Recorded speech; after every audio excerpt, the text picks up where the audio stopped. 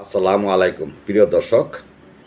National tea কোম্পানিকে নিয়ে national tea কোম্পানির কেন্দ্রীয় গুদাম ভাণ্ডার থেকে 2019-20 অর্থ বছরে 48,27,212 টাকার দুর্নীতি প্রসঙ্গে পাত্রকলা চা বাগানে অবস্থিত ন্যাশনাল টি কোম্পানির কেন্দ্রীয় গুদাম ভাণ্ডারে 2019 সালে 14,99,602 টাকা এবং 2020 সালে 33,27,610 টাকা, সর্বমোট 48,27,212 টাকার কেমিক্যাল ঘাটতি পাওয়া যায়।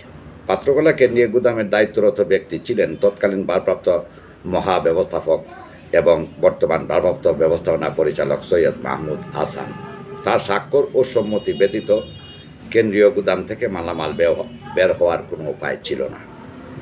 2019-20 অর্থ বছরে কোম্পানির ইতিহাসে সর্বোচ্চ 5 কোটি টাকার কেমিক্যাল ক্রয় করা হয়েছে।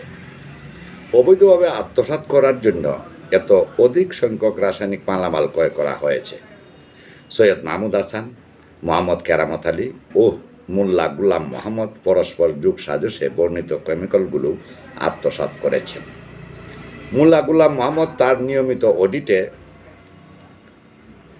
অর্থের বিনিময়ে কেমিক্যাল আত্মসাতের বিষয়টি ধামাচাপা দিয়েছিলেন।